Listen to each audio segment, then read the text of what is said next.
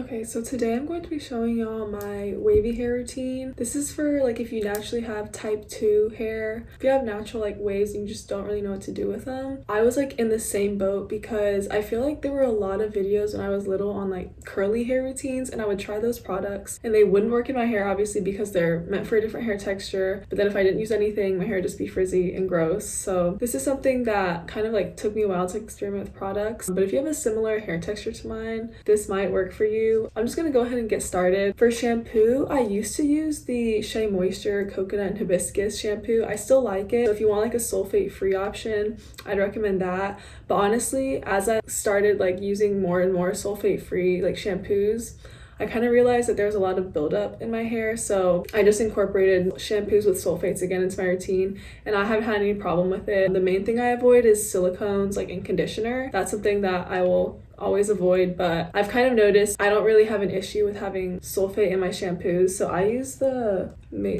Matrix Biolage shampoo, and this is just the normal reset shampoo. It doesn't dry out my hair too much, and I make sure that my conditioner is really moisturizing instead, so I don't have any issues with my hair being too dry. But the conditioner that I use is the Shea Moisture Coconut and Hibiscus Curl and Shine conditioner, and this is probably my favorite one. It's great if you have wavy hair. It's really conditioning, it has really good slip, but it won't weigh your hair down, which is probably the biggest thing with like wavy hair, is making sure that you get enough moisture so your hair is not frizzy without weighing it down. So I've been using this one for like 3 years now, and it's my favorite one by far. Another thing I want to mention is if you are using all sulfate-free products and you are having issues with buildup, one thing that I used to do when I would use sulfate-free products is I would do an apple cider vinegar rinse in my hair probably once every couple months. And now I still do that because when you're using products like on a regular basis, even if you're shampooing your hair, like eventually there is going to be product buildup. So making sure you do some type of scalp rinse to just fully cleanse your scalp will help not only like get rid of buildup but also help with volume in the long run. So I recommend I would just do like a little bit of apple cider vinegar and like water, shampoo, like mix it all together, and I would like run that through my hair in the shower. And now I'm going to show you what I do when I get out of the shower, because I think this is an even more important part of the process. I think the method you like use to dry your hair after you get out of the shower and the products you use play a more important role in achieving the hair results you want to achieve, at least in my experience. So I'm going to show you what I do to make sure my hair dries properly without frizz and still has some volume to it. Okay, so right out of the shower, I like to go in with a shower comb or a wide tooth comb.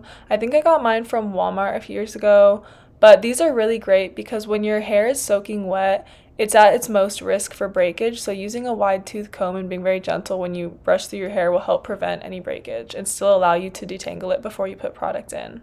After I comb through my hair, I'm going to go in with the OGX weightless Moroccan argan oil, and this is really great because it's really lightweight, so it won't weigh your hair down and it will still give it a lot of moisture. So I just like to comb it through from the roots to the ends, and I usually do about 3 to 4 pumps at a time. Then I'm going to use the Curls Blueberry Bliss leave-in conditioner.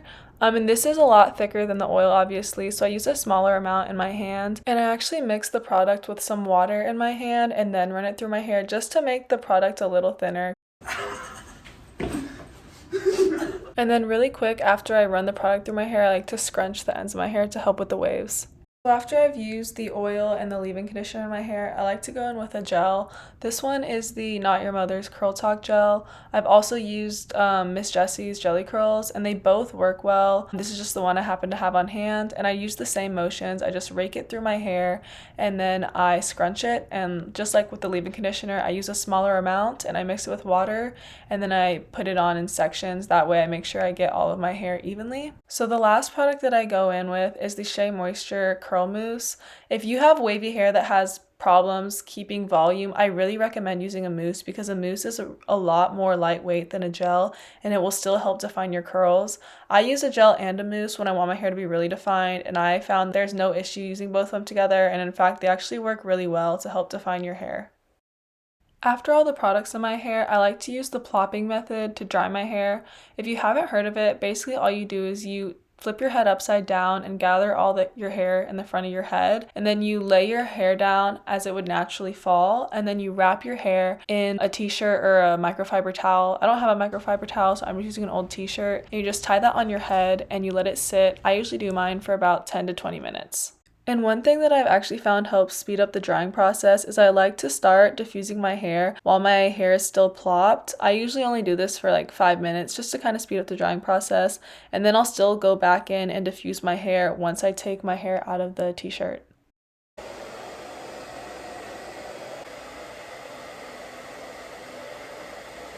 After my hair is dried for a little bit in the t-shirt, I'm now going to take it out, and then I like to scrunch my hair a little bit with the t-shirt just to get any of the excess water out of my hair before I start diffusing it. The settings I use to diffuse my hair, I always make sure I keep it on warm and then the low blow dry setting.